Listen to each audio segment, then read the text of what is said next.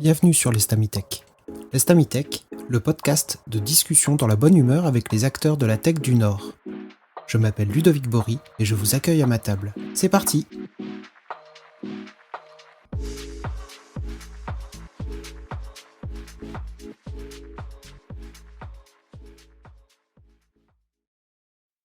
Si vous m'écoutez, il y a de fortes chances que vous ayez pu approcher un ordinateur très tôt dans votre vie. Peut-être que comme moi, un jour, vous vous êtes lancé dans l'installation de votre première distribution Linux à côté du Windows familial. En fait, je m'en souviens plutôt bien.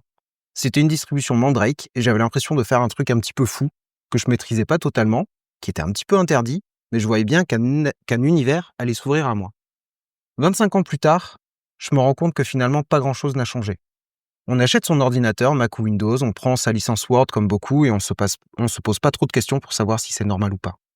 Dans l'épisode d'aujourd'hui, je suis accompagné de Jean-Yves Janas, libriste convaincu, avec qui on va prendre le temps de réfléchir à notre usage des outils numériques en 2025. Salut Jean-Yves, est-ce que tu peux te présenter ? Bonjour Ludovic. Donc merci de cette invitation d'abord. C'est pour me présenter d'une manière assez simple. J'étais informaticien pendant quelques années, une petite dizaine d'années. Donc c'est-à-dire que ma vie consistait à écrire des lignes de code, à faire un peu de réseau et à être payé pour ça. C'était une époque ancienne, il y a donc plus de 30 ans et c'était même avant les débuts de Windows. Et puis après j'ai découvert le logiciel libre en reprenant mes études pour devenir enseignant. Donc depuis une trentaine d'années, je suis enseignant autour du numérique et ça s'est concrétisé ces dernières années par un poste d'enseignant de culture numérique à l'université de Lille. La culture numérique étant une discipline nouvelle qui englobe à la fois les aspects informatiques mais les aspects sociologiques, éthiques autour du numérique et psychologiques. Donc j'ai 60 ans depuis une semaine. Joyeux anniversaire. J'ai travaillé plus de 40 ans, mais malheureusement, certains ont fait que je ne puisse pas partir tout de suite. J'ai beaucoup d'activités associatives et j'ai beaucoup de chance parce que depuis quelques années, je fais à peu près la même chose. Enfin, je travaille dans le même domaine au niveau personnel et professionnel. Donc j'ai commencé avec le Club Linux Nord-Pas-de-Calais dans les années début 2000. Le Club Linux Nord-Pas-de-Calais a été un des tout premiers groupes d'utilisateurs de logiciels libres, les GUL, les fameux GUL, et donc avec d'ailleurs un des professeurs de l'université qui part en retraite cette année en pharmacie, avec le président actuel qui était déjà là, avec un certain nombre de personnes qui avaient comme objectif de faire connaître une informatique différente de celle que tout le monde utilisait et qui a été citée dans l'introduction. Et donc je parle de Microsoft Windows et de répandre un peu un modèle basé sur le partage et la collaboration et l'entraide. Ce qui est d'ailleurs, alors on le verra pas à la radio, mais sur notre plaquette de CLX, on parle de liberté numérique, de Linux et d'entraide. C'était essentiellement ça.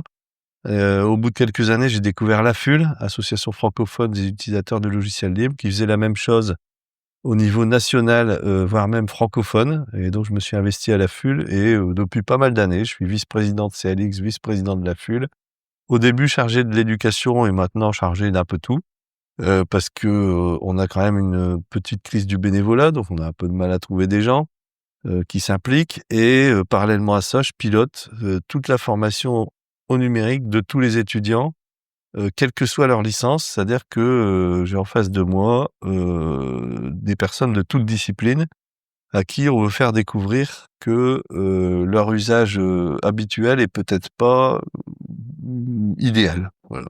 Donc je sais pas si ça... Ah oui, si quand même, on est 2 sur Terre à avoir 2 masters, un informatique et un de psychologie. C'est Mark Zuckerberg et moi. Je sais pas si c'est ton binôme préféré, mais pourquoi pas. Bon, il y a plein de choses dans ce que tu viens de dire. Moi, je t'ai contacté dans le cadre donc du CLX, du Ouais. Club Linux, parce que on m'a parlé de toi et de l'asso, et ça m'intéressait vachement de rencontrer des personnes comme ça qui s'investissent pour de la tech de proximité, qui soit un petit peu, différente et avec une philosophie différente que purement commerciale. Si on revient, sur, le club Linux, moi j'ai vu que donc vous aviez des permanences avec des rencontres de proximité. Est-ce que tu peux nous en parler un petit peu? Ouais, bien sûr. Donc historiquement, CLX, s'est créé sur les bases d'un club qui avait été fait par des étudiants d'informatique de l'université, hein, je pense qu'il s'appelait Campux. Et puis, les étudiants quittant l'université, bah, ils sont plus étudiants et donc ils quittent le club, des étudiants et il y a un certain nombre, d'entre eux qui sont restés ensemble, dont l'actuel président qui est à l'origine et qui est Olivier Duquesne, que tout le monde connaît sous le nom de Daffy, qui est vraiment la colonne vertébrale, et un petit peu la stabilité du CLX, hein. Alors il y en a d'autres, hein, je peux pas citer tous les noms, mais il y en a d'autres qui sont des piliers qui organisent régulièrement des permanences. Alors on essaye de trouver des locaux. On a eu des hauts et des bas. On a eu des moments où il restait plus que Capelle-en-Pévèle, avec un de nos plus gros piliers, Fred Gauthier. Donc ça existe toujours, hein, c'est les mercredis Linux qui étaient avant les mardis Linux. On a eu des antennes jusque Dunkerque, là on vient d'avoir une antenne à Fourmies et donc l'idée c'est d'avoir des gens, le plus locaux possible, qui ouvrent une permanence, qui permet d'accueillir les gens qui se posent des questions autour du numérique. Il faut reconnaître que, une grosse partie de notre, activité, c'est de réinstaller des machines, en priorité avec des systèmes libres et des logiciels libres. Alors on peut aussi installer que des logiciels libres sur une machine non libre. On n'aime pas trop, mais on le fait pour aider les gens. Et puis d'expliquer, à tout le monde qui vient nous voir, toutes les personnes qui viennent nous voir, qu'il existe une informatique alternative. Donc les permanences sont sur le site du CLX. Je sais pas s'il y a un site web, Ouais, associé, je mais mettrai donc ça c'est en clx.asso.fr et sur ce site, on trouve toutes les permanences qui sont maintenant, assez nombreuses et de plus en plus à tel point que je sais plus par cœur où est-ce qu'on a des permanences parce qu'il y en a à Villeneuve-d'Ascq, qu'il y en a, sans doute à Dunkerque où elles vont reprendre dans très peu de temps, ce qui permet d'avoir un maillage, territorial intéressant. Pour expliquer ce qu'on veut expliquer. Alors, il se trouve quand même que depuis quelques années, on est, alors j'ai pas trop de termes meilleurs, donc je vais dire ce qui me passe par la tête, hein. On est un peu concurrencé par d'autres structures qui font de l'accompagnement numérique, mais, on a constaté genre des municipalités, ce genre de choses? oui, alors, je préfère pas citer de nom pour pas qu'il y ait de problème, mais c'est autour de alors ça c'est souvent des structures qui ont des forts liens avec les institutions. OK. Nous à CLX, on n'a aucune subvention, c'est un choix, donc on n'a pas de sous. Et ça génère des situations rocambolesques, comme par exemple au Congrès des maires du Nord, on nous demande des sommes qui sont supérieures à notre budget annuel pour obtenir un stand, pour juste aller défendre des valeurs auprès des maires, parce qu'on a donné à une société privée l'organisation du congrès des maires et elle veut faire de l'argent. Donc parfois on nous aide, parfois on nous aide pas et on n'y va pas. Donc c'est assez surprenant. Alors pourquoi je te parlais d'une forme de concurrence? C'est que de plus en plus de gens, veulent aider dans le numérique, mais on est les seuls à avoir une constante, c'est d'utiliser, pratiquement uniquement des choses dans un système qui est non marchand. En fait, les autres peuvent, recommander l'usage de services en ligne déloyaux, hein. Alors je peux expliquer rapidement, hein, déloyal, c'est la FUL qui a défini ça en 2011. C'est quand on respecte pas ses engagements vis-à-vis de l'usager. Parce qu'en fait, il y a aucun service en ligne qui dit à l'usager: «Je vais te plumer et je vais te voler». En fait, ils disent tous, «Oui, on t'aime bien, on te respecte, on va t'aider» et cetera, puis ils respectent pas ça et donc ça a fini par être voté en 2016 dans la loi pour une république numérique et beaucoup d'associations vont faire de l'aide sur du Windows, sur du Google, sur du Facebook et cetera. Alors que nous, en fait, on essaye déjà de faire utiliser des logiciels libres, des services en ligne noyaux et d'apporter une sorte d'agilité numérique à des gens qui vont, au cours de leur vie, découvrir des tas de systèmes différents. Parce que de toute façon, même à une version de Windows, 10 ans après, elle a changé, elle est plus pareille et donc il faut, notre différence par rapport aux autres, c'est ça, c'est du non marchand, toujours, quoi qu'il arrive, du non marchand et d'essayer d'apprendre, aux usagers à se débrouiller tout seuls, pour évoluer. Pas juste à utiliser un logiciel Et donc, on a eu des hauts et des bas. On a animé des choses en 2011 vraiment en avance, qui s'appelaient les Lundis des libertés numériques. Et puis le combat a cessé faute de combattants, hein. On pouvait plus, à 2, on pouvait plus ouvrir jusqu'à minuit, accueillir des gens, alors qu'on avait déménagé, on avait des enfants, et cetera. Et puis ça revient et là CLX, il prend une orientation vraiment intéressante, c'est l'orientation, environnementale. Tu sais, chez CLX, il y a des gens chez nous qui sont très proches des Repair Café, de la réutilisation, du réemploi, et pas du recyclage, hein, parce que nous on fait du réemploi et réutilisation, au travers de l'usage de systèmes d'exploitation libre qui sont, peu gourmands et qui pratiquent pas l'obsolescence numérique programmée. Qui vient aux permanences? Alors notre public, il est, essentiellement informé au travers des milieux associatifs. Donc on retrouve par hasard, et je dis bien par hasard, un public, qui serait sensible au milieu associatif. C'est-à-dire qu'on va trouver des gens effectivement pas forcément très jeunes, donc il y a c'est très rare de voir un jeune qui vient tout seul, plutôt des gens, on va dire, pour faire simple, dans le monde du travail, et qui recherchent, des solutions non commerciales. Parce qu'ils sont impliqués dans le salon, ils vont dans les salons des associations, hein, il y en a partout. Il y en a à Lille, il y en a à Roubaix, on a des stands, et donc ils ont connaissance de notre existence par ce biais et ils viennent essayer de, alors ça va depuis le dépannage informatique de base, en se disant: «Tiens, il y a des gens qui vont gratuitement regarder mon ordinateur et qui vont le faire refonctionner», à des gens qui commencent à se questionner sur, on dirait qu'il se passe quelque chose, Gens déjà que, sensibilisés. oui, alors, ils savent pas quoi, mais ils se disent: «Bah, c'est peut-être pas normal qu'on nous fasse racheter des licences, des tas de trucs, et cetera». Avec toi, à la base, je m'étais dit qu'on parlerait de fracture numérique, mais finalement, les gens dont tu me parles, c'est pas des gens forcément paumés, c'est juste, des gens, qui ont, besoin d'un petit coup de main ou qui s'intéressent ou qui sont curieux.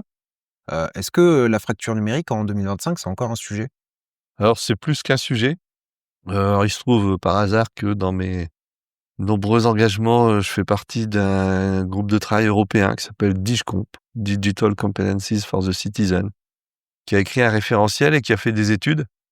Et on compte, 48% d'électronisme chez les Européens, toutes catégories socio-professionnelles confondues, tous âges confondus. Alors ça, c'est une étude qui date de 3-4 ans, voilà, donc c'est pas très vieux. Qu'est-ce qu'elle met en avant, cette étude? Que, la moitié des Européens, sont dans une forme d'électronisme. C'est-à-dire qu'ils ont un manque sur quelque chose. J'avais été particulièrement touché dans un de mes travaux, à la Coalition numérique française pour l'emploi, c'est un autre truc où je participe.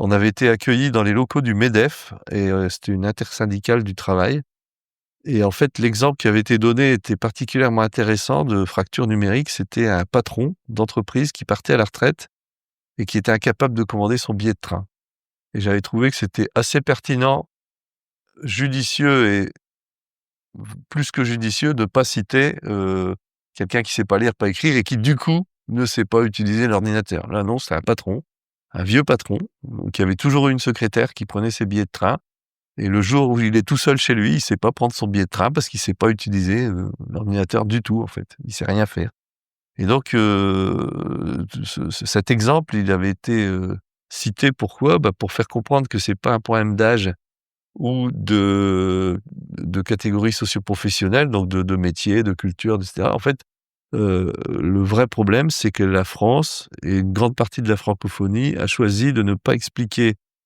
depuis les années 80, comment fonctionne un ordinateur. Alors il y a des pays qui ont fait des paris inverses, hein. Moi je connais par exemple la Roumanie, j'y suis allé, il y a d'autres pays de l'Est qui ont fait ce choix.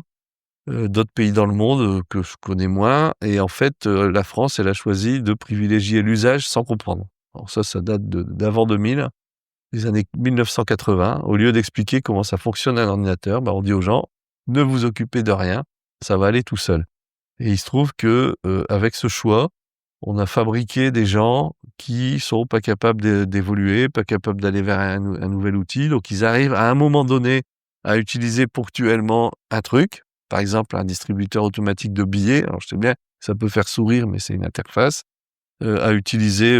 Voilà. Puis après, on va peut-être leur apprendre à faire leur déclaration d'impôt pendant un petit moment, mais ils sauront pas faire autre chose. Et en fait, les fractures numériques, elles se comptent, enfin, elles se mesurent dans toutes ces dimensions. La fracture d'accès au réseau, hein, d'accès au matériel. Donc, est-ce qu'il y a accès au réseau Internet avec ou sans fil? On parle de zone blanche, de zone grise, etc. Est-ce qu'on a accès au matériel? Parce que, est-ce qu'on a l'argent pour l'acheter? Est-ce que on D'ailleurs, on l'a vu pendant le Covid, où tous les enfants devaient suivre des cours en ligne et il y avait une partie de fracture numérique il y a pas d'ordinateur dans le foyer, il y a un téléphone pour, les 3 enfants et ils devaient suivre les cours, tous en même temps avec, un seul téléphone. Enfin, il y a eu des cas comme ça, où c'était une fracture numérique finalement, oui, oui, oui, qui oui. est liée à ça, quoi. Donc il y a beaucoup de cas, on n'y pense pas, hein, forcément, mais il y a beaucoup de cas, d'accès, donc réseau, matériel et ensuite la compréhension des logiciels. Donc on a, une fracture numérique qui est que, les cerveaux des usagers, en fait, ont pas appris à analyser les évolutions et en fait, sont perdus quand quelque chose bouge. En fait, ils ne perçoivent pas la mobilité. Alors dans ma recherche, j'appelle ce concept l'agilité numérique. Alors, c'est-à-dire, il comprend suffisamment les choses pour savoir s'adapter. Quand on a appris à visser un boulon de 8, on sait visser un boulon de 10, un boulon de 12. Voilà, il y a dans la vie de tous les jours, il y a des tas d'exemples où c'est naturel. On va pas, voilà, on change de clé et puis on se débrouille. Tout ressemble et on n'a pas ça. Alors c'est la faute des politiques, dans les années 80, hein. C'est une grosse, grosse erreur politique où on a, choisi de privilégier l'usage sans comprendre. Donc les fractures, elles sont là, elles sont nombreuses, hein. Si on veut les résumer très rapidement, moi j'en vois 3 grosses. Il y a, pas d'accès au réseau physique, pas d'accès au matériel et un manque de compréhension de comment ça fonctionne un ordinateur parce que, pendant des années, on a, les gouvernements successifs ont parlé de l'informatique comme si c'était sale, hein. On reprend l'image du cambouis, hein. C'est très, très souvent utilisé, quand on veut, paramétrer un ordinateur, on parle de mettre les mains dans le cambouis.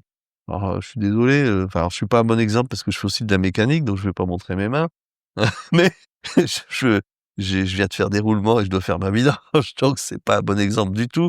Parce que, voilà, il se trouve ça, mais bon, j'ai beaucoup d'amis qui ont les mains très, très propres, Ah mais et on qui a pas de notion. c'est une image, Oui, oui, de mais voilà, c'est le barbu, c'était le geek, voilà. c'était tout ça dans les années. Hem, je voudrais aussi te poser la question de fracture nu on m'a dit souvent que, la jeunesse se désapproprie, l'objet ordinateur, et se rapproche de l'objet smartphone. Alors, tu m'as dit, tout à l'heure, un smartphone, c'est un ordinateur, mais avec une interface bien particulière où on a encore moins la possibilité, de s'approprier l'objet physique. Hem, Tu travailles à l'université, tu confirmes ce constat ou pas? Parce qu'en fait, moi j'ai aidé, à, préparer le C2I, il y a c'était ça comme ça que ça s'appelait, le C2I, qui était un diplôme, pour, les étudiants, quand j'étais en école d'ingé il y a 15 ans, 20 ans et déjà il y a 20 ans, en fait, l'ordinateur, je voyais bien que tout le monde de base ne le maîtrisait pas quoi, qu'envoyer un mail c'était compliqué, qu'un traitement de texte c'était compliqué. C'est quelque chose qui a toujours existé, qui s'accentue aujourd'hui? C'est quoi ta vision de ça? Alors c'est, une excellentissime question. Malheureusement, et je dis bien malheureusement, je vais faire plus que confirmer. En fait, on constate, et c'est vrai que c'est une des fractures numériques qui va apparaître, heu, parce que c'est vrai que je l'ai pas citée, de fait, parce qu'elle n'existait pas vraiment encore il y a quelques années. On constate, une perte importante de compétences dans la maîtrise des savoirs de base numériques. À l'époque du C2I, heu, le ministère, et je dis le ministère parce qu'avant après je vais dire «on» parce que j'étais membre du groupe d'experts qui l'a construit. On avait, réussi à faire passer des messages dans les compétences comme le message de l'interopérabilité et le message de la pérennité, en plus de la bureautique, en plus de l'aspect juridique, etc. Et donc, on voulait donner on voulait donner un minimum de base technologique. Alors, pour éclairer les auditeurs, ça a été fait avant l'existence d'un cours d'informatique au lycée. Le cours d'informatique au lycée date de 2019, autant dire hier. Ça vient d'arriver et les profs sont pas encore tous formés, disponibles et on n'en prend pas le chemin. Mais ça, c'est un sujet sur lequel on pourra revenir. Pour Moi, le revenir, C2I, c'était les années 2000. alors c'était 2006, Ouais. la première version, et 2011, la deuxième version. Et ça a été supprimé et j'y reviendrai. Je tiens à y revenir parce que c'est un point important qui pourrait provoquer des problèmes, mais j'y reviendrai après. Je l'ai noté sur mon petit papier. Donc pour revenir à la fracture numérique, le péché initial, il vient de Mark Prensky qui a défini la notion de digital native, hein, natif du numérique. Et donc il a réussi à persuader une certaine catégorie de population, notamment les décideurs. Alors, je dis décideurs au sens extrêmement large, hein, et décideurs politiques, les profs qui décident de ce qu'ils vont faire en cours, etc. Et à les convaincre que le jeune se débrouille avec le numérique. Or, c'est totalement faux et prouvé. Mark Prensky est revenu explicitement sur sa définition. Il a dit non, non, non, non, les jeunes sont pas plus à l'aise que les autres. Au contraire, ils donnent l'impression de savoir d'utiliser et ils utilisent correctement, mais ils perdent les enjeux qui sont derrière. Parce qu'en fait, quelqu'un qui ne connaît pas un outil, il va avoir naturellement un esprit critique.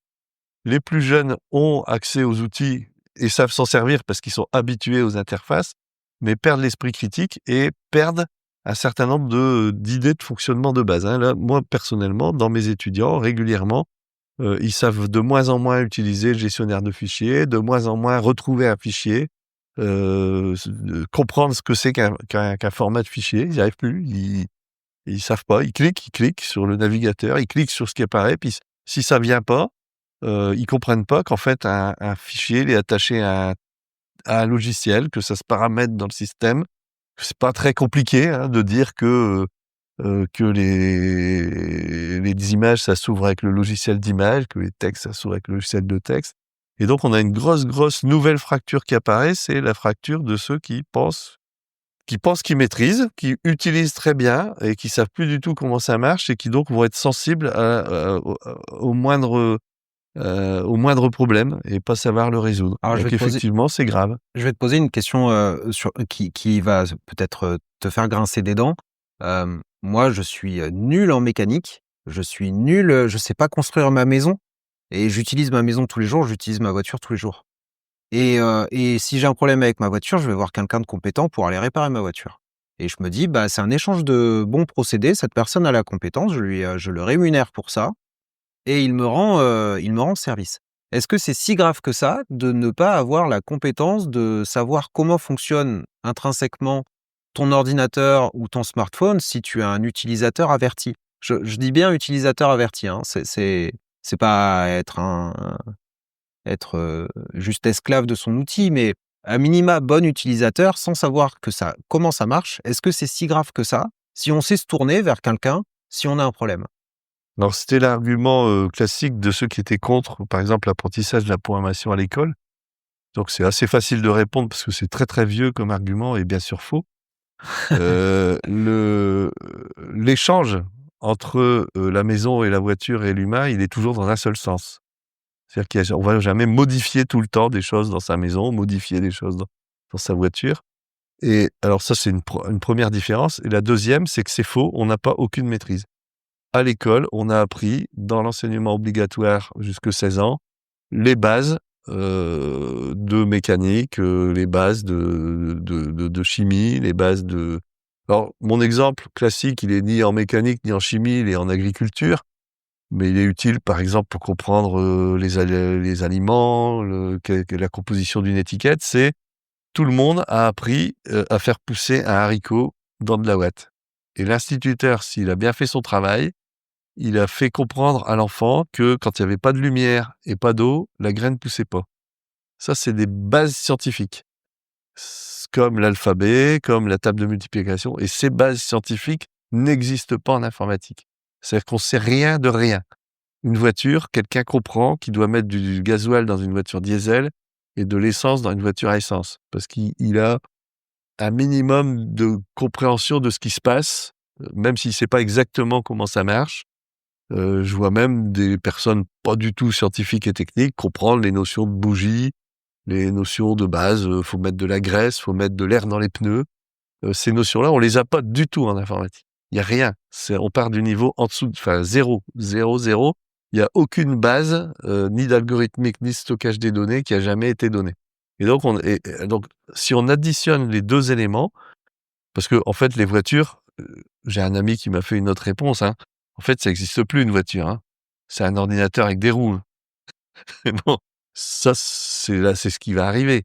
Et d'ailleurs, les maisons sont de plus en plus des ordinateurs avec des murs et des portes.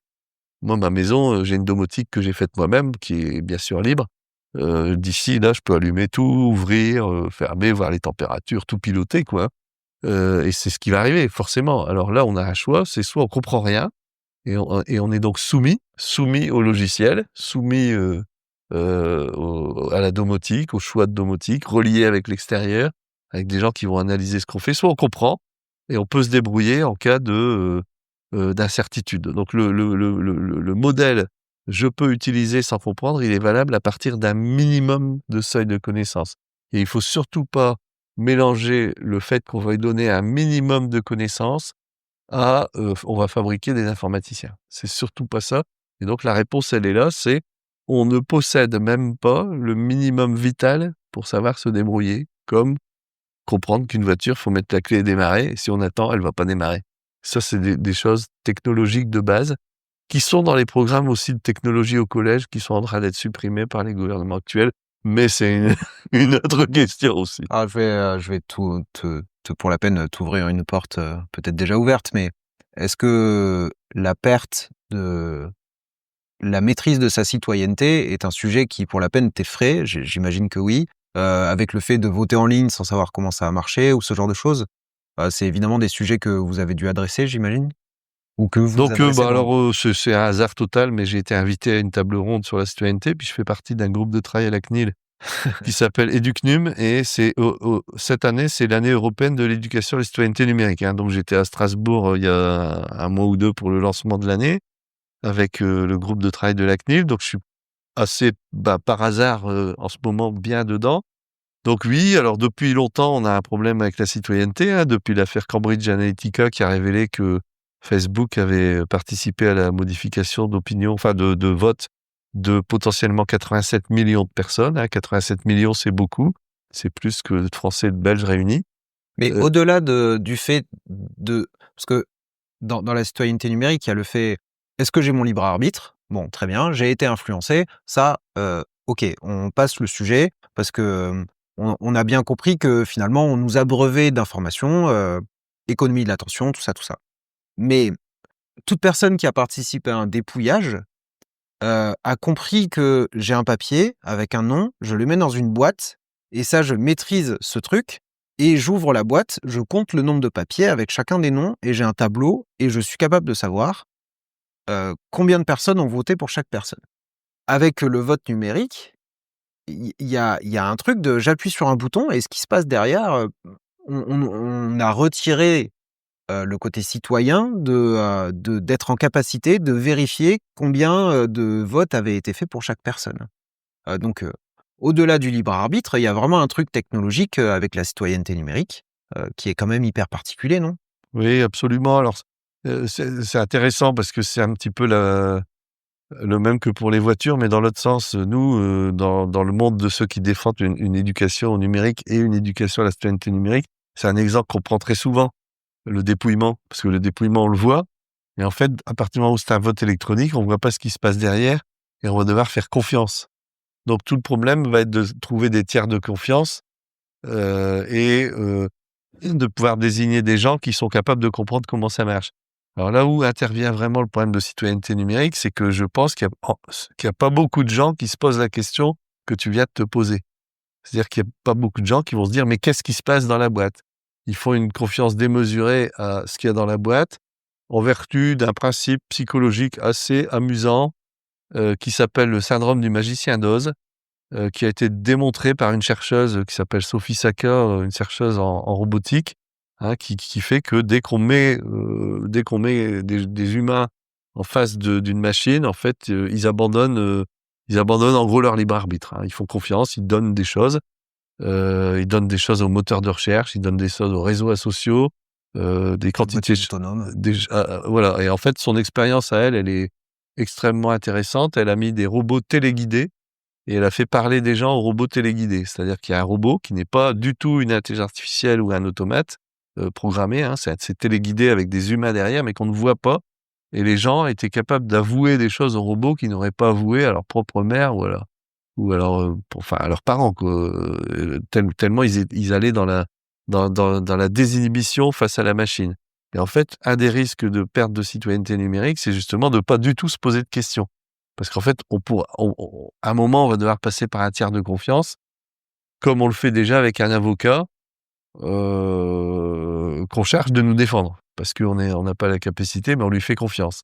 Et là, pour le vote en ligne, ma peur, elle est plus dans le fait que les gens se posent pas de questions et que du coup, comme ils se posent pas de questions, les développeurs et les usagers, enfin ceux qui mettent en place ça pourront faire ce qu'ils veulent, que de pouvoir voir eux-mêmes comment ça fonctionne dans le logiciel. Après, on peut aussi imaginer des logiciels libres avec le code source ouvert, qu'il y ait des tiers qui vérifient qu'il y a rien qui a été modifié, qu'il y ait même des processus, mais il faudrait déjà se poser la question. Moi, mon problème, il est en amont. À mon avis, le citoyen lambda, il se pose pas de questions autour du numérique. Je pense, alors c'est mon avis, hein, mais c'est peut-être le plus grave, c'est peut-être qu'il se pose pas de questions, en fait. Je vais dévier un peu parce que tu as dit un truc qui m'intrigue un peu, sur le syndrome du magicien d'Oz. Ouais.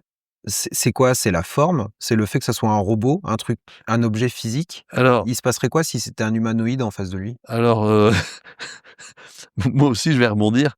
On parle beaucoup d'intelligence artificielle. Bah, en fait, c'est ma question, c'est qu'aujourd'hui, on est en McCarthy capacité à Ma avoir des McCarthy, l'inventeur du terme, il reconnaît qu'il s'est planté, comme Prensky reconnaît que les digital natives n'existent pas. McCarthy, il a inventé il a dit après qu'il aurait dû dire un autre mot. Moi, je pense qu'il faut parler de choses comme intelligence humanoïde, parce que justement, ça ressemble à l'humain. Et le problème du syndrome du magicien d'Oz, c'est qu'on va c'est artificiel le problème, c'est pas le mot intelligence? ah oui, oui, oui, c'est parce qu'en fait, intelligence ne comme on ne peut pas la définir, on peut dire intelligence, c'est pas gênant. Le problème, c'est qu'intelligence artificielle, ça fait penser à quelque chose qui remplace l'intelligence humaine. En fait, non, c'est une copie et en mettant humanoïde, on on perçoit mieux que c'est une copie, c'est une simulation. En fait, le problème, c'est que c'est une simulation, c'est pas que ce soit intelligent ou pas intelligent. Ça va devenir de toute façon de plus en plus performant. Un célèbre ami qui s'appelle Serge Abitboul, qui écrivait le premier article il y a quelques années pour démystifier l'IA. Il est prof d'IA et chercheur, à Académie des sciences et Collège de France. Il disait une calculette, pour les premières personnes qui ont vu des calculettes, c'était super intelligent, quoi, ça compte, quoi. Les chiens et les chats, ils savent pas compter, quoi. Ou alors c'est du réflexe, hein, mais ça, c'est d'autres théories. Et donc, c'est parce que nous, on a tellement connu les calculettes que ça nous semble pas intelligent. Mais les gens qui auront connu des algorithmes statistiques d'IA dans 20 ans, ça leur semblera pas du tout intelligent non plus. Mais si le côté humanoïde se rapproche tellement de l'humain, est-ce que la méfiance et la pudeur va revenir? Ben, apparemment non. Toutes les expériences montrent que, voilà, il y a des gens qui prennent des robots conversationnels, basés sur l'IA, comme amis, en fait, hein. J'ai même une amie, enfin une collègue qui m'a interpellé sur le fait que 2 de ses amies célibataires, devenaient amoureuses d'une IA et elle se pose des questions, pour savoir comment leur parler et en parler avec elle. Donc il y a un vrai sujet sur le fait que, les interfaces et les outils sont faits de telle manière que, on n'a pas enfin le grand public n'a pas les connaissances de base scientifiques pour comprendre que c'est une machine, que c'est programmé, que c'est des algorithmes qui sont basés sur des statistiques, comprennent déjà pas la notion d'algorithme, hein. Il y a vraiment des bases que le grand public n'a pas et les médias, les personnes pour qui ça a un intérêt, les GAFAM, les filiales des GAFAM, les gens qui travaillent avec les GAFAM, ont pas tellement intérêt à ce que les gens comprennent ce qui se passe. M Heu, mais moi, souvent, je me pose la question de savoir si le problème, c'est d'éduquer à la technologie ou alors plutôt d'éduquer au marketing. Parce que, c'est en fait, payer un service en connaissance de cause, et dire: «Bah, OK, cette entreprise me propose ça, peut-être qu'il y a un peu de mensonge, mais en tout cas la valeur produit c'est ça, je suis prêt à payer tant pour cet échange de services», comme, si j'allais chez le mécanicien pour, faire quelque chose que je sais pas faire. Est-ce que c'est vraiment un problème? Ou le problème, c'est que je ne suis pas en capacité à comprendre ce marketing, qu'on me propose pour, démêler le vrai du faux? C'est la technologie le problème? Ou c'est la façon dont on me la vend? alors c'est là aussi une question très pertinente, hein. Merci. On voit que on voit que le sujet a été travaillé. Je n'ose penser que c'est un hasard. Alors on revient sur des choses assez classiques, en fait, hein. L'éducation alors dans l'année européenne de l'éducation à la citoyenneté numérique, on va parler beaucoup d'éducation aux médias. Donc hein, c'est comprendre comment les médias nous interpellent et cetera. Mais il n'empêche que quelque part, les connaissances scientifiques de base sont nécessaires pour appréhender qu'il puisse y avoir un problème. Je m'explique. Quand on lit les conditions d'usage que personne ne lit, des GAFAM et de tous les services en ligne. D'abord, personne les lit et même quand on veut les lire, on comprend pas tellement ce que ça fait, on accepte et on se dit: «Bah, oui, voilà, ils me disent un certain nombre de choses là, mais c'est pas bien grave, je vais accepter et je vais faire le service en ligne et je vais avoir ce que j'attends, hein, voilà, je donne un truc et puis ils me rendent quelque chose. Ils me rendent un service, ils stockent mes images, ils stockent et cetera». Ce qu'on n'a pas vu et ce qu'on n'a pas perçu, c'est la capacité, qu'ont ces sociétés à exploiter nos données et nos traces, hein. Il faut savoir que nos traces sont aussi utiles que nos données pour dresser un profil psychologique unique au monde. On n'est pas beaucoup d'humains sur terre. Pour une grosse machine de chez, Google, Amazon et cetera, c'est assez facile d'avoir en temps réel un vecteur d'identification de chaque humain, hein. Les humains connectés, je sais plus, c'est 3-4 milliards. C'est vraiment pas beaucoup. Un ordinateur du commerce compte jusqu'à 1 milliard en un quart de seconde. Donc voilà, identifié et en fait, former au marketing, c'est nécessaire. Je pense que c'est fait depuis longtemps par pas mal de gens dans l'éducation nationale, par exemple les profs documentalistes, voilà, histoire géo avec l'éducation civique et cetera. Là où on n'est pas du tout formé, c'est à comprendre la performance des algorithmes pour pouvoir, à la fois détecter notre profil psychologique et agir sur nous. Et ça, en fait, il suffit pas d'éduquer au marketing. Il suffit pas de le dire et après il y a les aspects juridiques où Oui, tout mais simplement on comprend pas la loi. au-delà de ça, les GAFAM, ça a 20 ans. Les problématiques Ouais, sont peut-être plus vieilles que ça, mais les GAFAM, dans la globalité, on va dire ouais, 20 ans. ouais. Et il y a plein de gens qui sont sortis de l'école, depuis plus de 20 ans. Ouais, ouais, ouais. Et tous ces gens-là, ce sont des citoyens qui sont un peu abandonnés avec leur portefeuille dans la main et la possibilité d'acheter plein de trucs et d'utiliser plein de trucs. Eux, il y a personne pour les former. Oui, alors c'est un de nos grands combats, hein. Donc, à la FUL notamment, bah, alors CLX, on est plus sur le terrain local, mais à la FUL, on a des grands combats comme l'éducation pour tous. À la CNIL, on a créé le groupe éducation numérique il y a 10 ans. Depuis 10 ans, j'étais d'abord le seul, et on n'est toujours pas beaucoup, à expliquer qu'on doit éduquer au numérique l'ensemble de la population, pas seulement les jeunes. En fait, il y a alors, j'ai tendance à dire qu'à partir de 2019, il y a des gens qui vont apprendre un peu l'informatique, mais en fait, je sais très bien que c'est pas bien fait.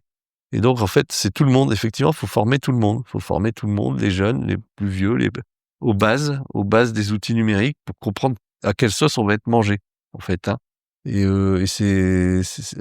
former, informer et former, alors on parle souvent de plan Marshall du numérique et cetera, mais au final, que font les institutions? Bah, elles ne font que, heu, permettre un usage facilité des outils habituels, sans faire de plan de formation. Alors après, que je suis en train de construire un DU, alors un DU, c'est un diplôme universitaire, donc c'est local à l'université de Lille, accompagnement numérique, éthique et commun. Donc en fait, notre but, c'est de former des personnes qui vont pouvoir aider les autres. Ça peut servir dans une collectivité territoriale, ça peut servir dans une entreprise. dans mon travail avec la Coalition numérique française pour l'emploi, qui était à l'époque pilotée par le MEDEF, qui malheureusement n'existe plus en ce moment, on avait l'idée que dans une entreprise, par exemple sur un plateau, il y ait une personne qui soit plus formée que les autres, de manière à pouvoir essaimer et expliquer à ses collègues, bah tu vois là le fichier c'est ça, c'est comme ça que ça fonctionne, etc. Pour pouvoir un petit peu mettre en place une théorie qui économiquement ne marche pas, mais qui peut-être que pour le numérique ça pourrait marcher. C'est une sorte de ruissellement où en fait, on sait très bien que, pour l'argent, ça va pas fonctionner, mais c'est aussi un autre sujet. Mais dans notre cas, la culture numérique, bah, il est pas impossible qu'en formant de plus en plus de gens, on puisse, expliquer. Tout à l'heure, on avait parlé de citoyenneté et j'ai un exemple très précis. Samedi, on m'a invité à une table ronde. J'ai recroisé hier des personnes qui étaient venues à la table ronde avec leurs enfants et ils m'ont dit: «C'est formidable, de vous écouter, ça nous a permis d'avoir un débat avec nos enfants et de discuter de leurs usages du numérique» et on avait fait une table ronde sur la citoyenneté numérique, avec un juriste, un économiste, moi-même en culture numérique, et une personne de la CNIL, et donc avec des spécificités et donc où on expliquait les risques pour les plus alors la personne de la CNIL, c'est vrai que dans son organisation interne, elle s'adresse à des jeunes. Moi, je m'adresse toujours à tout le monde, mais il faut et d'ailleurs, il y a eu un rapport qui est paru, l'année dernière, le rapport Enfant-écran à la recherche du temps perdu, qui est explosif, hein et alors il a été rendu au moment de la dissolution de l'Assemblée nationale Bah, ça française, doit donc apporter. forcément, il est passé, un petit peu aux oubliettes, mais on y apprend des choses assez phénoménales comme si on donne un téléphone ou une tablette à un enfant de moins de 3 ans, on lui détruit le cerveau de manière irréversible et donc en fait, dans cette problématique de citoyenneté, ben, on est là aussi, les parents, les adultes, sont pas plus conscients que les jeunes. Ils Mmh. font juste plus attention. Mais, moi j'ai 40 ans, hem, il y a plein de jeunes parents autour de moi et on se rend bien compte que, l'usage du «numérique» entre guillemets, pour, toute notre génération là, elle est pas c'est assez facile de dire aux enfants: «Ah, fais pas ça, hein», mais bon, il y a aussi un moment nous, en tant qu'adultes de 40 ans, il faut montrer l'exemple. Donc nous, des discussions qu'on a un petit peu entre nous, c'est un problème familial, plus qu'un problème d'enfant, quoi. L'enfant, n'étant, que quelqu'un qui reproduit, l'usage, de ses parents ou qui reproduit, une pression, scolaire, de communication, quoi.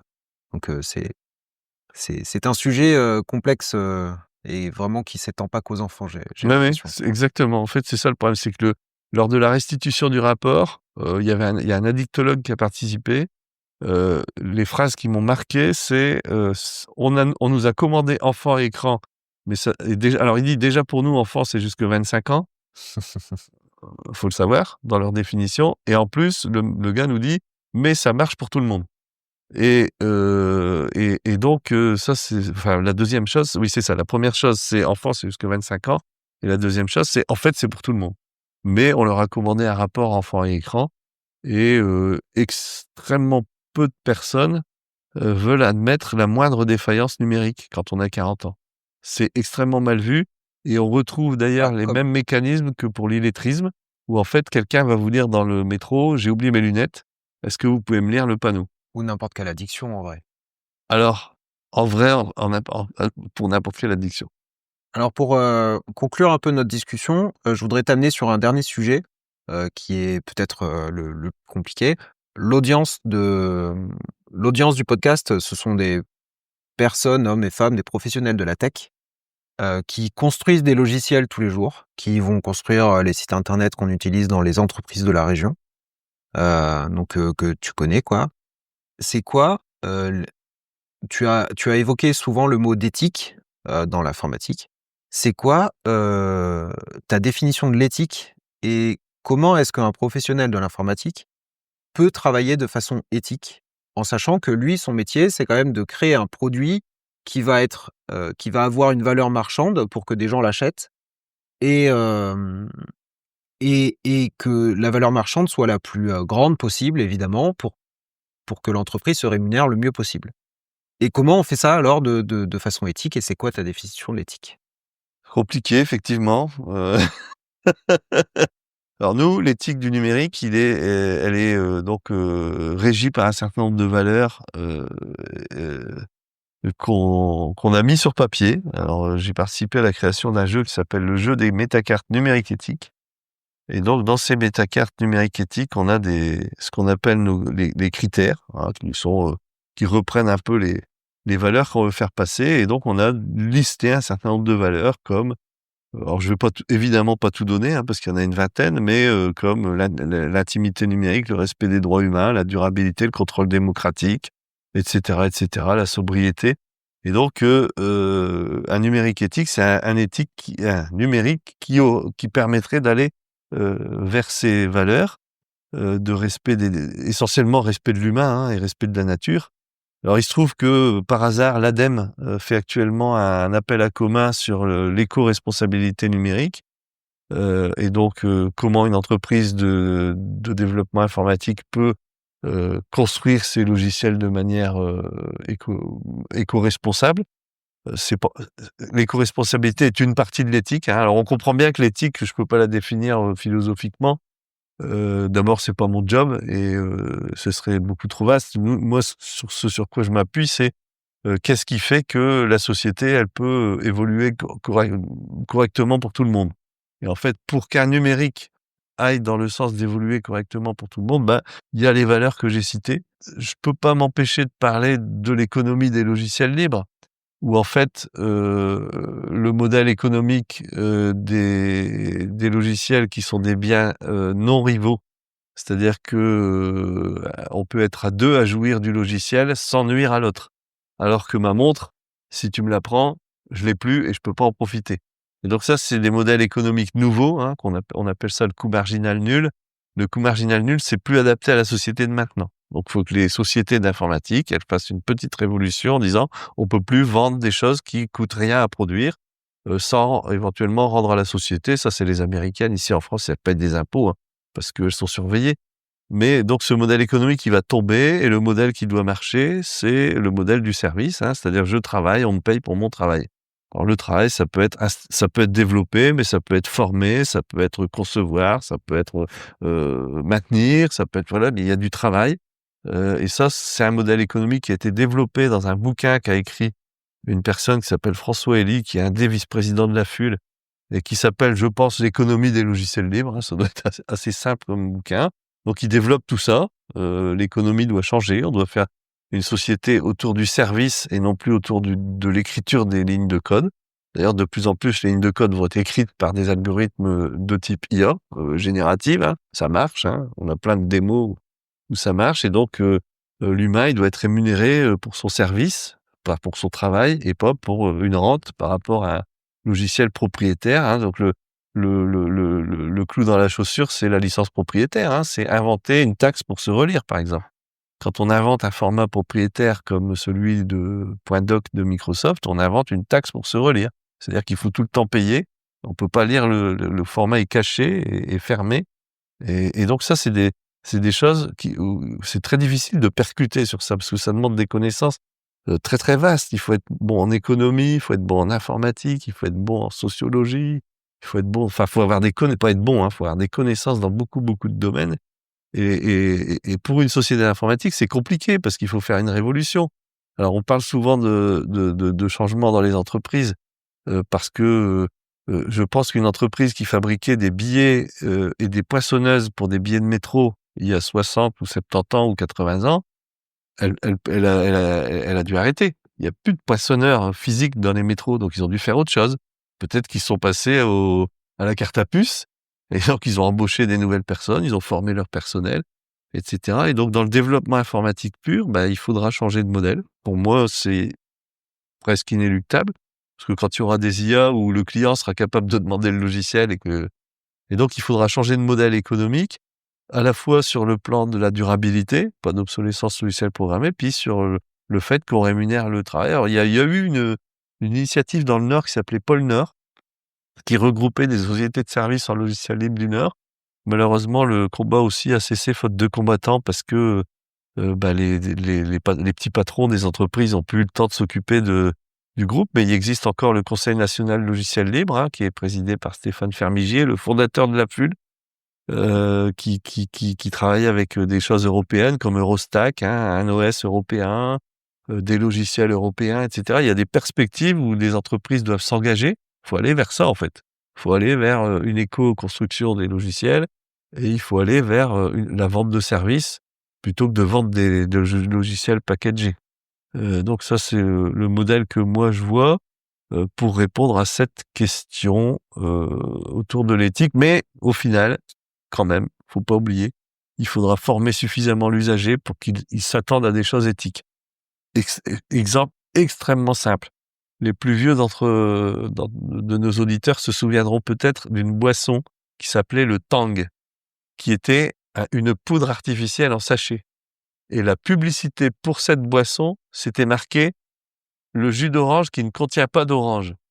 C'était marqué dessus. C'était le modèle publicitaire de l'époque. Une époque totalement technosolutionniste sur le plan alimentaire.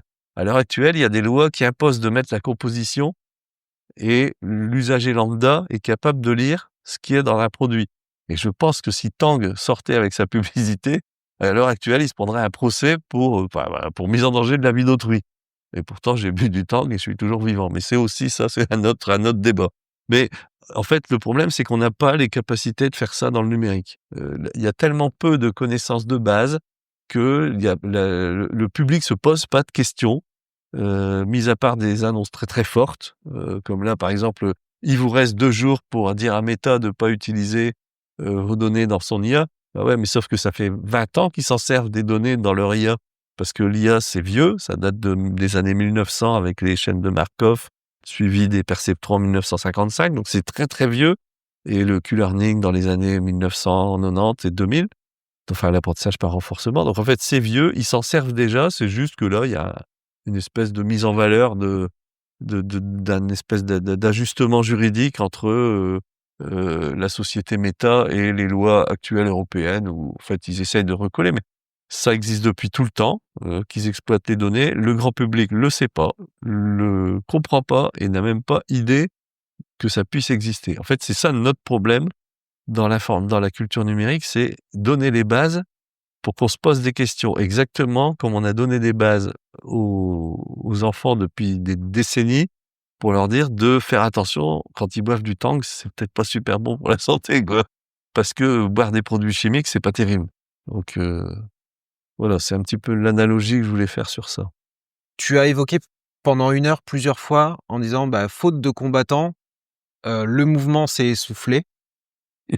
Et tu l'as dit, vraiment à plusieurs reprises, ça m'a choqué. Hem, Est-ce que c'est pas trop tard finalement? Est-ce que, les gens aujourd'hui ne se préoccupent pas juste de dire: «Ça marche, je suis content, et puis quand ça marchera plus, de toute façon maintenant je suis habitué et je rachèterai». C'est comme ça que c'est comme ça que ça fonctionne et c'est tout. Est-ce que c'est pas déjà trop tard? Est-ce que, comment on doit agir en tant que citoyen pour ça? Quel est le message que tu as envie de faire passer, sur, les, 10 prochaines années et ta vision des 10 prochaines années, quoi? Alors, moi, je suis d'un naturel optimiste, mais il faut pas se voiler la face, on est mal parti, parce qu'ils emploient les meilleurs des meilleurs, hein. Faut savoir que les GAFAM ont vraiment les meilleurs des meilleurs. C'est les plus gros salaires, les plus gros attractifs en psychologie, notamment, hein, plus autant qu'en informatique. Et que leur but, c'est de capter l'attention parce que c'est une économie de l'attention. Bon voilà, c'est le modèle. Heu, on a eu un premier travail alors, pourquoi je dis souvent que le combat cesse faute de combattants? Bah, parce que sur la trentaine d'années de militantisme, je vois bien que les gens ont des enfants, ils partent, ils reviennent plus et cetera. Donc on est assez peu, hein, à avoir on est je sais pas, 2 têtes comme ça, on est 3 à être là depuis le début.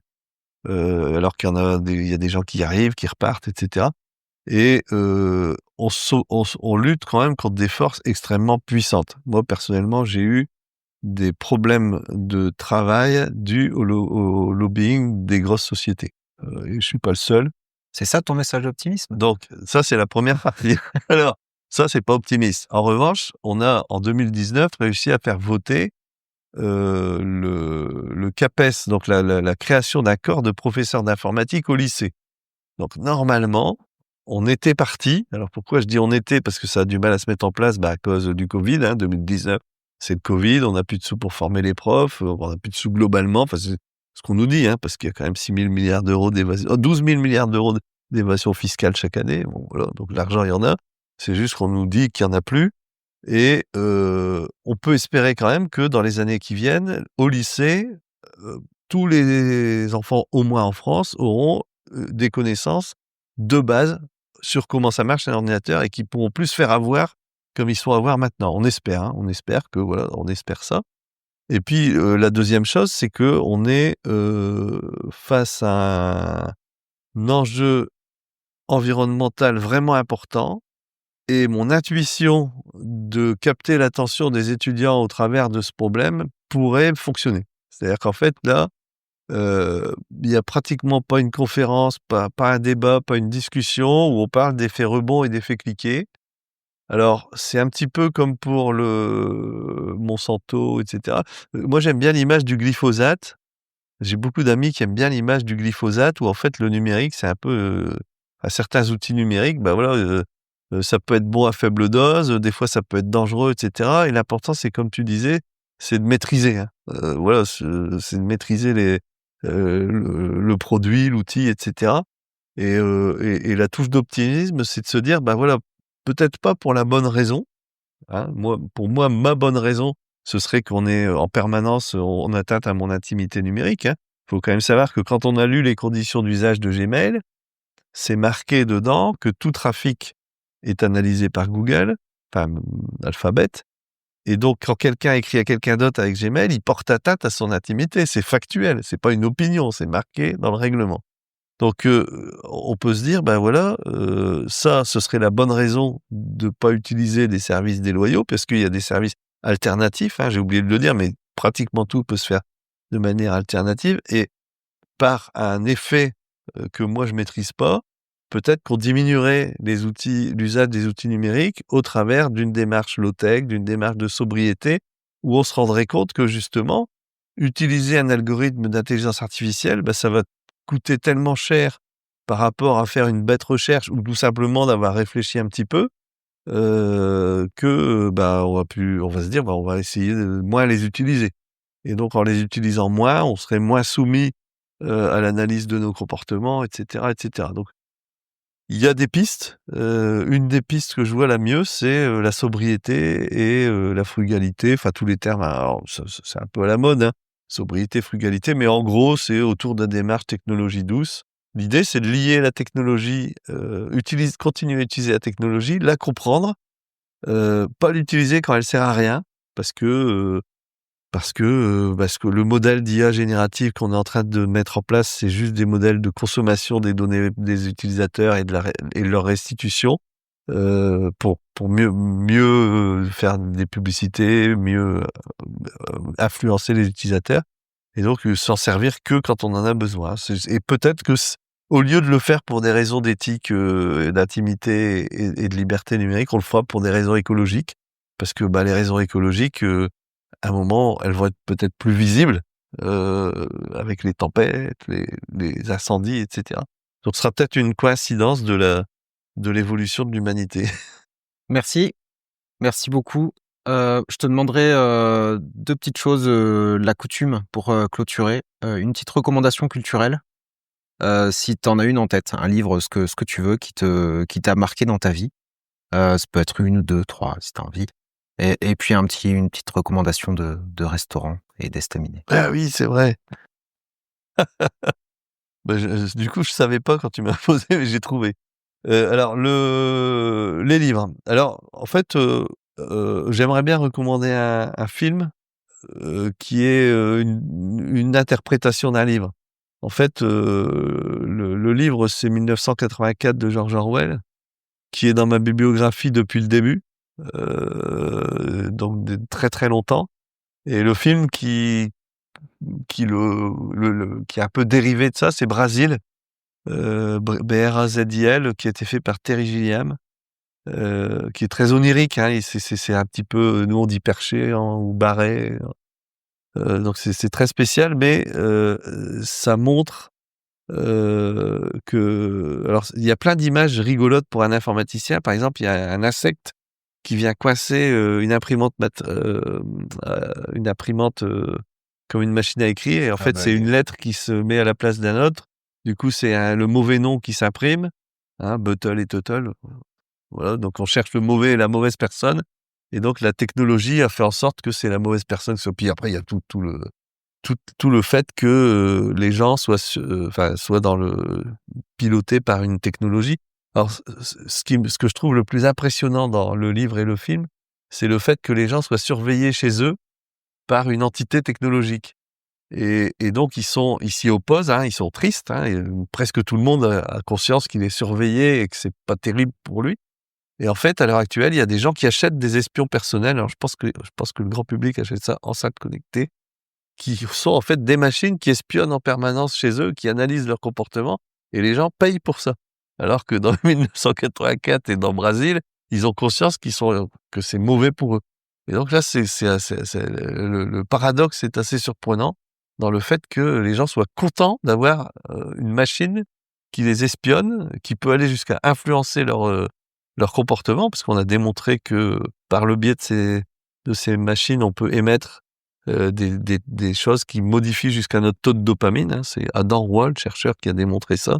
C'est dans un bouquin de la CNIL qui s'appelle le cahier Innovation et prospective, la forme des choix, hein, où on explique que ça peut influencer notre comportement. Donc ça, c'est une recommandation. Euh, les métacartes numériques éthiques. ouais, Alors, metacarte.cc, mais tu as cité plein de livres, films, j'essaierai de reprendre toutes les références c'est pour les c'est pour, intéressant parce qu'on n'est pas obligé de l'acheter, c'est en Creative Commons. Alors je conseille de l'acheter quand vous allez vous en servir, si vous êtes animateur ou et cetera, parce que ça fait vivre une scope, et en plus c'est des amis et ils sont bien sympathiques et ils œuvrent pour la bonne cause. Et alors c'est pas un jeu qui s'utilise c'est pas la belote, hein, ça fait réfléchir plutôt.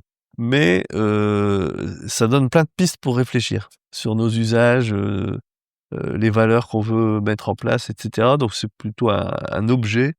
Alors sinon, j'ai écrit un bouquin, mais bon, il suffit de taper mon nom, on le trouve, hein. Ça s'appelle Le Dictionnaire du numérique, hein. C'est 80 articles de 60 chercheurs qui donnent une image du numérique autour des années 2020, hein.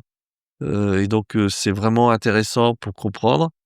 Il existe en version numérique pas chère et en version papier qui coûte cher, mais je vous laisse aussi, chacun faire son opinion. Essayez de ne pas l'acheter sur Amazon pour respecter, les les libraires. les libraires, et puis, les gens qui essayent de conseiller.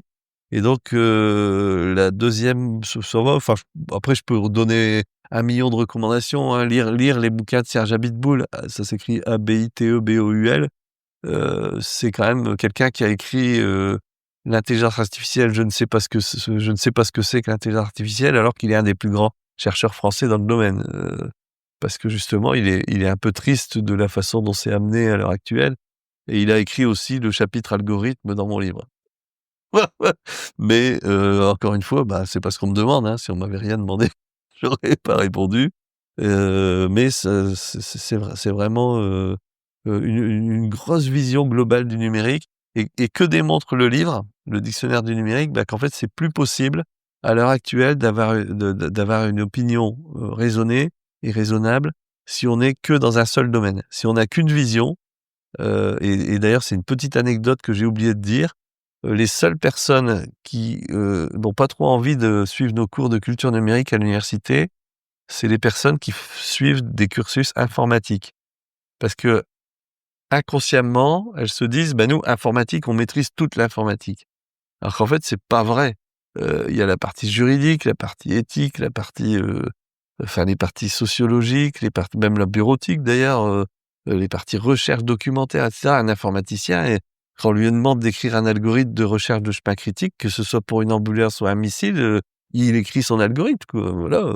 Alors après, il y a des informaticiens plus ou moins sensibles au développement durable, plus comme un Comme mécanicien, partout, comme un ouais, ça. chimiste, mais il y a pas de raison qu'en étant informaticien, il maîtrise plus ces sujets-là dans le numérique qu'un autre.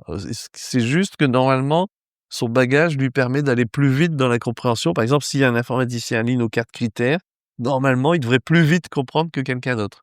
Mais il les a pas intuitivement. Et on a ce problème-là avec beaucoup de formations informatiques où en fait, ils se disent, ils ont pas envie en fait. Ils se disent, bah non, on n'a pas besoin, on est déjà bon.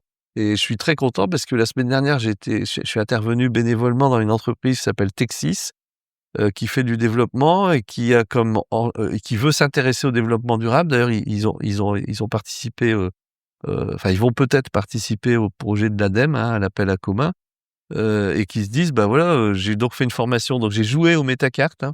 On a fait le jeu avec une dizaine de développeurs informatiques et ils étaient très contents d'avoir une approche différente bah, faut faire un logiciel pour le vendre et puis gagner notre blé à la fin du mois. Enfin, comme moi, ce que je faisais pendant le premier quart de ma carrière, parce que bah, il y a d'autres enjeux et même beaucoup pensaient à des enjeux pour eux, mais intuitivement, la personne qui fait de l'informatique, elle peut penser, hein, et c'est pas illogique, hein, c'est pas complètement contre nature. On Qu'elle peut a le on savoir. peut penser qu'elle le sait, mais non, en fait, je pense ce qu'elle a vraiment, je pense, c'est la capacité à comprendre plus vite une fois qu'on discute du problème. Mais elle a pas la capacité native à conscientiser le problème plus qu'un autre, en fait. Il reste le restaurant. Oui, le plus important. Et donc, bah, en fait, j'ai choisi, la Mignonnette à Tournai parce que c'est un lieu qui a beaucoup d'histoire et la spécialité, c'est les moules et la bouillabaisse. Et c'est un cadre, où le magasin, tous les murs sont parsemés de mignonnettes de petites bouteilles. Les mignonnettes, pour ceux qui Je connaissent oui. pas, c'est les toutes petites bouteilles qu'on offre des fois ou qu'on a en cadeau et donc c'est un des derniers restaurants, où on peut manger des bonnes moules et de la bonne bouillabaisse, fait, artisanalement, et très bien, voilà. Heu, Moi, je voudrais rajouter un truc Dis-moi. parce qu'on n'en a pas parlé, ou très peu c'est vraiment important. Heu, il y a un truc dont on n'a pas parlé et dont je ne vais pas parler, mais qui serait utile et donc pour les auditeurs, ça pourrait être intéressant qu'ils s'y intéressent, c'est les communs. Et pas seulement les communs numériques, mais je vais juste citer le terme. Par contre, je vais me permettre de parler 1 minute ou 2 de quelque chose auquel on avait prévu de parler, où on n'y est pas allé. C'est les problématiques de loyauté, de format et de souveraineté. On a actuellement, un énorme risque de perte de souveraineté. Alors il y a des sociologues qui travaillent sur le sujet, notamment 2 en particulier, Roberto Casati et Antonio Casilli, qui parlent de colonialisme numérique et de néocolonialisme numérique. Donc le colonialisme numérique de Roberto Casati, c'est simplement, bah, il y a plein d'outils numériques, il y en a trop, il faut les arrêter. Je suis pas trop sur cette ligne-là. C'est les gens qui prônent la déconnexion totale, l'abandon, etc. Par contre, sur le néocolonialisme numérique, moi, c'est quelque chose que je travaille depuis assez longtemps. On est un petit peu les Indiens ou les Incas, des boîtes américaines sans s'en rendre compte. En fait, les Indiens d'Amérique recevaient des bibelots, de l'eau de feu, hein, whisky, et cetera et donc ils ont été colonisés comme ça et ils se trouvent maintenant dans des réserves, hein, ils sont parqués et je me souviens, il y a une dizaine d'années, il y a une de mes conférences, j'avais repris la photo d'une réserve indienne avec, 3-4 pauvres Indiens et j'avais remplacé le nom de la réserve par Europa Park ou un nom un peu rigolo comme ça, en disant: «Bah, voilà, on est colonisés». À l'heure actuelle, les cerveaux des personnes en Europe, ont même été transformés. C'est-à-dire qu'on sait plus dire, traitement de texte, on dit Word. On sait plus dire tableur, on dit Excel. Et ça pourrait paraître anecdotique ou anodin, sauf qu'il y a des gens très célèbres qui sont connus, des informaticiens et des linguistes, comme par exemple Noam Chomsky, qui dit que dans son premier et très célèbre article, «Langage et pensée», qui dit que le langage influence la pensée. Alors ça a été repris par plein de psycholinguistes et actuellement, on a l'impression que c'est naturel de dire Google, de dire Facebook, de dire ça et en fait, c'est super dangereux parce qu'on perd complètement notre souveraineté, on n'a même plus l'ouverture intellectuelle nécessaire pour parler d'alternatives. Quand on dit qu'il faut pas utiliser Facebook, des gens nous disent: «Oh bah ouais, mais c'est important, ça sert». Bah ouais, mais sauf qu'il y a des alternatives. Alors les alternatives à Facebook, c'est vrai que c'est compliqué, il y a Diaspora, mais il y en a d'autres. Ça peut être aussi apprendre à s'abonner à des flux RSS, et cetera. Les alternatives à Twitter, on nous a proposé, Blue Sky, c'est exactement la même chose. C'est un système centralisé qui peut être acheté, alors qu'il y a Mastodon. Des alternatives à la bureautique, il y a LibreOffice, des alternatives au navigateur, et cetera. On a beaucoup parlé dans les familles, même les messageries, parce que les réseaux sociaux, les messageries, c'est un peu le problème. Être tout seul à migrer dans un nouvel outil, en fait, dans le cadre d'une messagerie ou d'un réseau social, ça sert à rien parce que l'objectif de ces outils est quand même de communiquer avec d'autres personnes.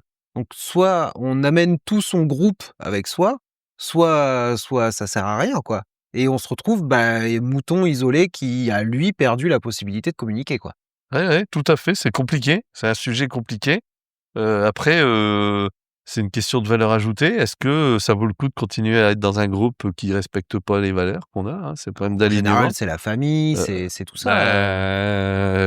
et on peut les former, je peux il y a on va dire, il y a peut-être un entraîneur de la famille qui peut faire. En fait, faut pas abdiquer, en fait, hein. On parlait tout à l'heure, est-ce que c'est pas trop tard? C'était ça la question, est-ce que c'est pas trop tard?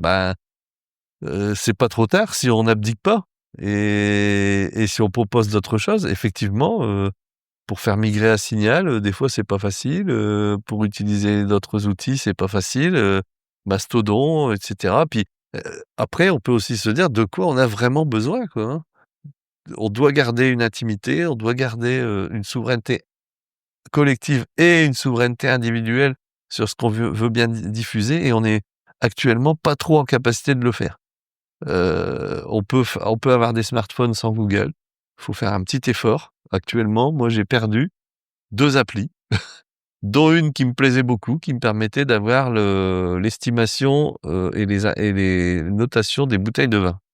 Bah ouais, elle marche pas sans Google Play. Bah tant pis, tant pis. Je lirai des bouquins, je téléphonerai à mes copains qui sont bons en vin. Et ben, j'ai plus cette appli et je vais vivre sans. Pourtant, je m'en servais, tous les 2 jours, hein.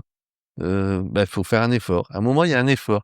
La liberté, elle a un prix, en fait, voilà. La liberté, elle a un prix, ça a toujours été, de se dire: «Bah, voilà, est-ce que, je vais abandonner toute liberté, abandonner mon esprit critique et cetera pour que ce soit facile, pour que ça fasse tout pour moi, et que ça marche tout seul?» Et c'est vrai que, j'ai une de mes messageries où je mets quand ce n'est pas parce qu'on ne voit pas le danger qu'il n'existe pas et justement le numérique, on ne le voit pas, hein, et c'est pour ça que dans l'information et je conclurai là-dessus, il faut pas se tromper de cible. Actuellement en France, il y a beaucoup de choses qui sont faites, donc le C2I dont tu as parlé, il a été remplacé par un système qui s'appelle Pix, qui est en fait un système qui apprend aux gens à cliquer. Il y a pas vraiment d'esprit. On fait comme si ce qui existe était là, que Facebook c'est là et puis ça bougera jamais et cetera. Alors qu'en Pour fait, le C2I, c'était pas non plus poussé. alors, le C2I, en fait, ça dépend par qui c'était fait. Parce qu'en fait, il y avait Mince! il y avait un guide d'accompagnement qui parlait de culture numérique, et c'est moi qui avais fait la conférence en 2011 pour expliquer ça. Puis il y avait des gens, ils prenaient juste la partie bureautique et ils faisaient la bureautique. La PIC, c'est un pharmacon, hein, c'est-à-dire que c'est des gens tout seuls devant un ordi qui cliquent sur des trucs et qui vont aller voir des sites, pseudo-pédagogiques, hein, avec des publicités et cetera, qui vont leur expliquer quelque chose. Il faut qu'il y ait un accompagnement humain. Il faut qu'il y ait des humains qui expliquent à d'autres humains, les enjeux du néocolonialisme numérique, de perte de souveraineté, de perte de choix et peut-être que les informaticiens, ils ont un rôle plus important à jouer en disant: «Bah, voilà, moi, en plus, comme je connais l'informatique, je vais essayer de mettre en place enfin de diffuser ces valeurs, de manière à ce qu'on ne fasse pas ce qui s'est produit pour le textile et pour la sidérurgie et cetera. Enfin voilà, la région ici du Nord, elle a été touchée, hein. Plus de textile, plus de verrerie, hein, la fabrication du verre aussi et en fait, on perd tout, on perd toute souveraineté et si on perd la souveraineté, même dans l'usage des outils numériques, en fait, comme ils ont une puissance, hein, pour revenir à la voiture, elle ne nous modifie pas notre opinion, hein. La voiture, elle est là, on s'en sert. Là, les outils numériques, ils vont nous influencer. Et donc, suivant ceux qu'on utilise, ils peuvent modifier nos opinions et nous entraîner vers une société ou une autre. La voiture, elle nous entraîne là où on va, globalement, tant qu'elle a pas de GPS. Bah, c'est nous qui décidons. À partir du moment où il y a un GPS, ça devient un ordinateur, c'est plus une voiture. Mais donc, globalement, il y a jamais de voiture qui nous a emmenés où on voulait pas, historiquement, hein, les ordinateurs, les outils programmés, hein, smartphone, ordinateur, tablette, et cetera, ça peut influencer nos opinions. En fait, il faut bien comprendre que ça peut influencer nos opinions et que, on doit, alors certains parlent de résistance, hein, on peut entrer en résistance ou tout simplement, faire agir notre esprit critique, quoi, voilà. Et ce sera tout pour aujourd'hui. Merci beaucoup Jean-Yves. Ça aurait pu durer, je pense encore des heures. Beaucoup Heu, de Beaucoup d'heures. Il y a plein de choses à dire. C'était passionnant. Autre chose, un dernier mot pour, ceux qui sont arrivés jusqu'ici. Il reste des places au Dev Lille. N'hésitez pas à nous rejoindre sur, les 2 jours. C'est, le 12 et 13 juin et j'espère que je vous y verrai nombreux. Salut à tous, merci encore Jean-Yves. À bientôt tout le Merci. monde. Merci les Tech.